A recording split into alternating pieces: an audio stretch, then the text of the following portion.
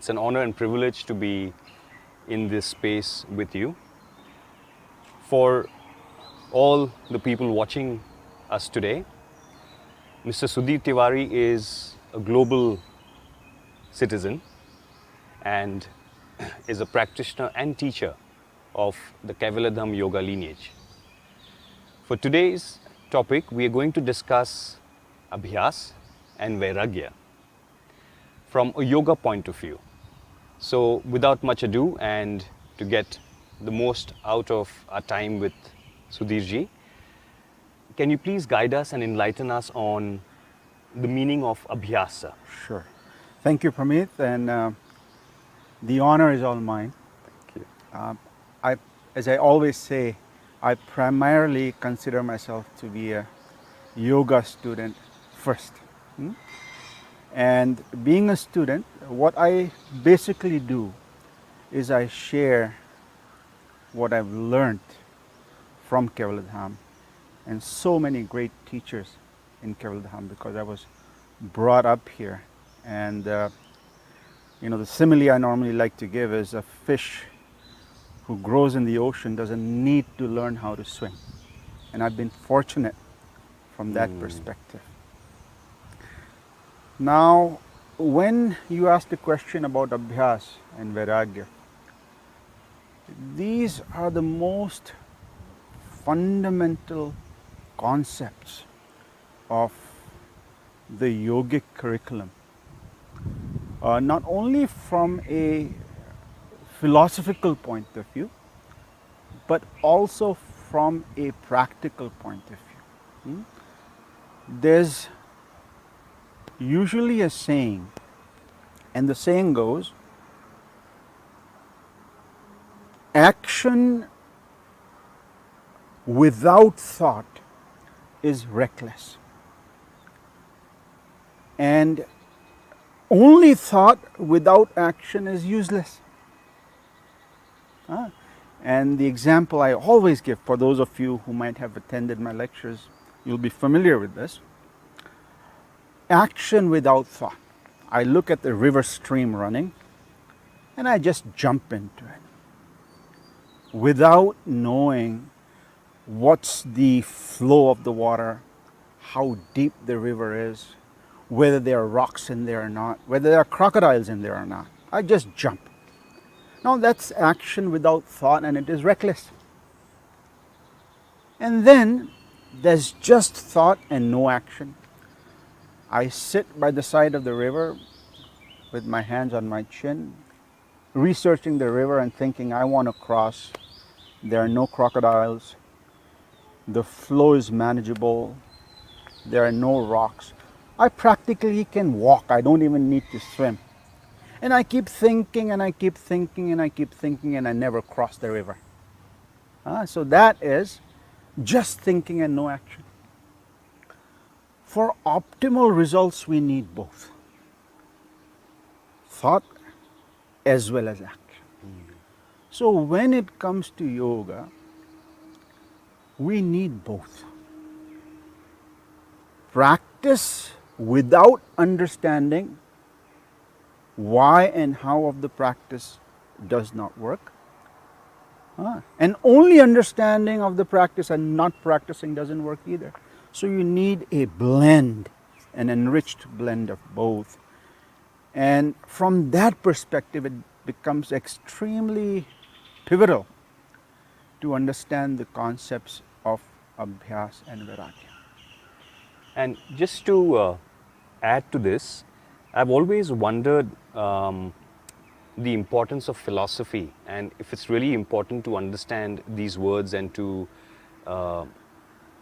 understand the origin of the word. For example, Abhyas has different meanings in different languages. But from a yoga point of view, would it be fair to state that doing your own yoga practice without thought or without philosophy is probably doing it half? Or am I not on the right tangent? No, I think it's a very pertinent and very good question. See, the word philosophy also does not do justice to the whole concept, because philosophy is an English word with the origins in Greek or Latin, I'm not sure, but one of the languages. And it basically means love for wisdom. But the word that philosophy corresponds to closest in our system of thought is darshan. And darshan means drushyate vastu yathatmanyaham iti darshanam. Seeing things the way they are is philosophy. So when it comes to Abhyasa and Vairagya, the whole concept should be aligned in that direction. So, without entering into the philosophical part and trying to explain each and every word, sometimes it's best to give examples and stories. So, if you allow me, I'd like to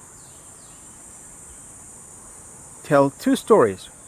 One which corresponds to Abhyas and one which corresponds to Vairagya. Abhyas, we'll talk about the definition first, and then we'll talk about the story. Same thing we'll do with Vairagya. We'll talk about the definition first and then the story. Did I answer your question? Yes, great. So, as I said, the story and definition really work wonders. Just trying to decode the concepts of something that we are talking about. But just to step back, what is yoga? We all know from a traditional philosophical point of view. They say yoga chitta vritti nirodha tada drashtu sarupe vasthanam. Without sounding too repetitive, yoga is the containment of one's chitta vritti. Chitta vritti means chitta. Again, this concept for some of you might be presented in a new way, but some of you might already know it. Chitta is the instrument of perception. So any instrument has different parts. So chitta is the instrument of perception, the different parts being the mind, senses, intellect, and the sense of I. Vritti is the mechanism of perception. How do I perceive? So yoga is containment, is controlling, is channelizing, is purifying this perception, meaning perceiving things the way they are. Majority of the problems we have in our lives, be it relationship problems, be it behavioral problems, is because of misperception. A common word for misperception is misunderstanding. So now that chitta vritti nirodha in simple language is also called integration of personality. Our senses, our body, our mind, and the intellect should be in harmony. So what we perceive is what we see, what we experience, what our perception is. Having said that, any endeavor, so Patanjali says, tatra sthitau yatnyo bhyasah, the endeavor that is undertaken to achieve this goal of integration of personality is called Abhyasa. And again, Abhyas in English could mean practice, the practical aspect of yoga. And Patanjali has a beautiful definition for that. He says, Satu dirgha kal nairantarya satkara sevito drudbhumihi. Satu dirgha kal, for a meaningful amount of time. What he's saying is you don't have to be a weekend warrior. Okay, I practice yoga once a week, I'm done. No. He says the time that you practice has to be meaningful. Satu dirgha kal. Nairantarya, without break. Satu dirgha kala nairantarya satkara asevito. Now this satkara asevito is the difference between the conventional definition of practice and the yogic definition of practice. See, the conventional definition of practice is You keep repeating the same thing regularly for a substantial amount of time. As Bruce Lee said once, that I don't practice 1,000 types of kicks, but I practice one kick 1,000 times. Wow. So that is the conventional definition of practice. But when you look at the yogic definition of practice, it says, Satkara asevito drudbhumi. This repetition for a substantial amount of time without break has to be done with an attitude of gratitude, with an attitude of humility, without a sense of doership. It's not like, I accomplished this. No. There has to be humility, because in your accomplishing something, you have to appreciate who else is involved. So there's a story, and most of you must know who Shiva is, and some of you must know who Indra is. Shiva is one of the famous mythological deities of the Trinity. And Indra, one of the functions of the Lord Indra, he is the god of rains. So it so happens once that Indra, the god of rains, for some reason he becomes very angry. He's not happy with the farmers. And he curses the farmers, and he says, for 12 years you will not experience any rain. There will be famine, no water. Because of your actions, O farmers, you will have to repay. You have to suffer without rains. But the only way out of it is if Shiva plays his drum, then that will free you from this curse and the rains will come. Right after Indra said that to the farmer, from the back channels, he approached Shiva first and said, my lord, these farmers are going to come to you and they will ask for rains. They will ask and they will pray to you to play your drum, and that is for the rains. But please do not play that drum for 12 years. Shiva said, okay, don't worry, I'm not going to do that. And the same thing happened. All the farmers, they approached Shiva and they says, sir, Lord Indra has cursed us. We won't be encountering any rains. Please play your drum for us so that we can get our livelihoods, we can grow crops and we can survive. And Shiva says, no, it's only I'm going into my meditation, which breaks after 12 years. So I'm not going to be able to play the drum for 12 years. So all the farmers went back dejected. And what to do? Nothing. They were all morose, going here and there. But there was one young farmer. And the land had become hard and rough because, they had nothing to do. There was no rain.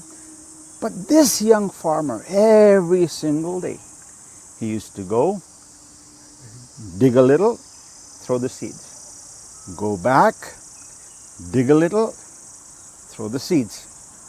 And he did that for years. 2-3 years, he was doing that every day. And the farmers asked him, are you crazy? Why are you doing this? So I'm just going there praying that may there be rain. But the farmer said, why are you doing this? So the young farmer replied, he said, the reason I'm doing that is after 12 years it will rain. And I don't want to forget the art of farming when the rains come. Now what happens?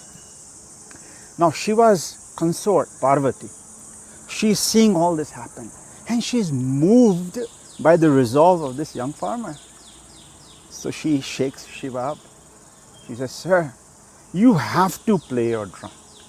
Look at these farmers down there. They are suffering. And I was moved by this young farmer who goes there every single day, throws the seed out, digs the ground a little bit, and Shiva says, no, I can't do that. He said, Lord, for 12 years you will not play your drum. I'm pretty sure by now you must have forgotten how to play it. So Shiva says, no, I haven't forgotten. Then the moment he plays the drum, it starts to rain. Now, the concept of practice works very, very well. You look at the farmer. He wasn't sure whether it's going to rain or not. But every single day, he went and did what he was supposed to do.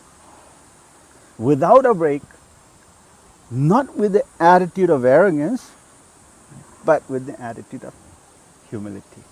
And the results came. So for a yoga practitioner, the same attitude helps. If you look at the yoga world nowadays, the more difficult asanas are, I have accomplished this asana. The sense of doership is the issue. And the moment the sense of humility comes in with regular practice, then one becomes successful. So when Patanjali says Sat Dirghakal, in Dirghakal, the farmer started doing his duty, his practice of cultivating every single day, knowing very well that it may not rain. He was regular. He had the attitude of gratitude, and the results became obvious. So this should be one's approach to yoga practice. That's what Patanjali is basically saying. Very interesting. In fact, I don't know if this is in the same context, but doing your yoga practice in the classical or traditional way without pushing your physical body too much and being in a state of peace while you do it, I have found personally, because I've lived in both the Western world and the Eastern world, and I found in the last 2 years my practice has been more about being gentle with the body. And the interesting thing is, I'm getting back to my poses I used to do 25 years ago when I was a student here. Because at that point as a student, it was all about letting go and just experiencing.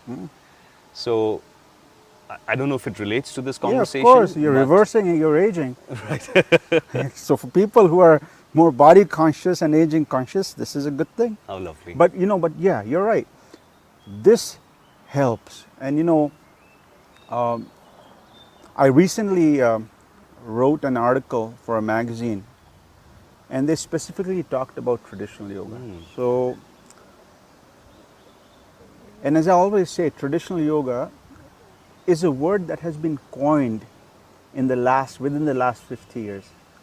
Before 50 years, there was no word traditional yoga. The moment the yogic practices, especially asanas, when they branched off into different styles, only then the word traditional became relevant. Otherwise, it's a misnomer, because yoga is traditional. And what is not traditional is not yoga but a sport. Wow. So this difference we need to know, especially in the West. And again, I'm not criticizing, just giving a perspective. People are more body centric. They need a sense of accomplishment through the body. So the challenge becomes, how best can you twist your body? How much can you sweat?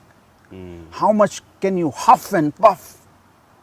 That gives you a sense of accomplishment. Asanas are not like that. There are two basic principles about asana yoga practice. You listen to your body listens to you. You ease into an asana, not force yourself into an asana. And because you quoted Bruce Lee, and because I've been a student of karate myself, I mean, of course, Bruce Lee did Kung Fu, but as a karate student, my teacher used to always share with me, there's sport karate, and there is karate. So depending on your age, in karate, there's basically, when you're younger, you're into sport. So you're going hard and soft. But as you evolve, it becomes more of a spiritual practice. So I've always seen the similarities in yoga philosophy and karate philosophy. Not same, just similarities. And even in karate, when you punch, you're supposed to be hard and then soft in the end. So I guess even as a yoga practitioner for the poses, and I've observed this personally, it's when you let go and just ease into the pose moves into a different pose and a different pose, and it just becomes a good symbiosis of poses put together. Yes. See, there's a, and again, we don't have time right now to discuss the asana part, but there's a very specific protocol in yoga in terms of how to do asanas. And the way asanas are being done or have been recommended as per the text has a guaranteed result, and those results have been validated time and again. So that is as far as the asana practice part is concerned. And how would we take abhyas into this, or how would this fit into the abhyas part of things? Abhyasa, say for example, you're doing asanas. So one has to be regular, number one. One has to be regular following the protocol of the asanas. Now, protocol of the asanas, if you read Swamiji's book Asana, towards the end, in the notes, he's told you when to do them, how to do them, in conjunction with surgery, menstruation, all the protocol is mentioned there. So, what time you should do it, how long you should do it, it varies from people to people. So, that becomes the practice part. But with a sense of humility means don't force yourself, don't be too focused on the final pose, it will come. Don't be impatient. Satu dirghkal, he's saying for a long time, meaningful time, it points towards two things. Number one, be ready for a longer battle. Be patient. With a sense of humility, don't be too result oriented. Just see, I will do what I can do in the way I'm supposed to do it. Final pose will come. I don't want to force myself into it. The moment you force yourself into it, you are faced with injuries. And that is not yoga. And how does Vairagya fit into the whole yoga and the Abhyasa? How do we merge or understand them? So Vairagya literally means detachment, literally. It could mean dispassion, it could mean indifference, it could mean non-dependence. That is what the progressive meaning of Vairagya is. Now sometimes what happens is there are meanings, there are philosophical meanings, and there is also a meaning that makes sense to me on my mat. I can talk all the philosophy I want to, but does it apply to my mat? So what Vairagya literally means, if you pool all of these together, the way I like to see it, the way I call it is Vairagya is practice supportive behavior and practice supportive lifestyle. And all of these, non-attachment, indifference, dispassion, and non-dependence, then become a part of it. So the moment you practice with practice supportive behavior and lifestyle, Vairagya starts coming into your life gradually, automatically, without any effort. So that is what Vairagya basically means. And I promised you I'm going to tell you a story about Vairagya also. So let's see if we are able to make sense. Before I go into the story, just one point. Please keep in mind, nowhere in the Yoga Sutras of Patanjali has Patanjali spoken about practice by itself. He just doesn't say Abhyasa tan nirodha. He says Abhyasa Vairagya abhyam tan nirodha. Practice and practice supportive behavior, practice supportive lifestyle. You call it detachment, dispassion, non-attachment, non-dependence. They too are the wings on which the bird of yoga flies. So let us look at Vairagya. So the simplest way to explain Vairagya is this. And I'll jump into the story right away. There's an emperor, and the emperor of this province, has everything that he wants. He has the power, he has the money, he has the wealth, he has everything at his disposal. And despite having everything, he feels that he's incomplete. He feels as though he's not happy. He feels that his life is not fulfilled. There is a sense of discontentment. And he's wondering, what is the secret? I wish I could find someone who could tell me that why, despite having everything, I am so miserable.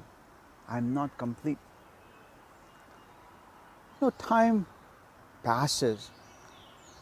So in one of the villages in the province that this king lives, comes a wanderer, an ascetic, a sannyasi. And this sannyasi, he chooses a torn, worn out temple. There's a tree outside the temple and he starts living there. Very happy, he starts repairing the temple, he starts talking to the people. He seems to be very happy and joyful. He has nothing with him. He's just come there with just one piece of cloth and one small begging bowl. Nothing, but always seems to be cheerful, always seems to be happy, always seems to be complete. And the villagers are drawn to this sannyasi. So the word reaches the king that there's a sannyasi in one of your villages. He practically has nothing, just a begging bowl, but he is the happiest person we've ever seen. And the king wants to know the secret. So the king, with his fanfare, with his elephants and everything, goes there and bows down into the feet of the sannyasi. Says, "Sir, I have heard that you just came here a few months ago.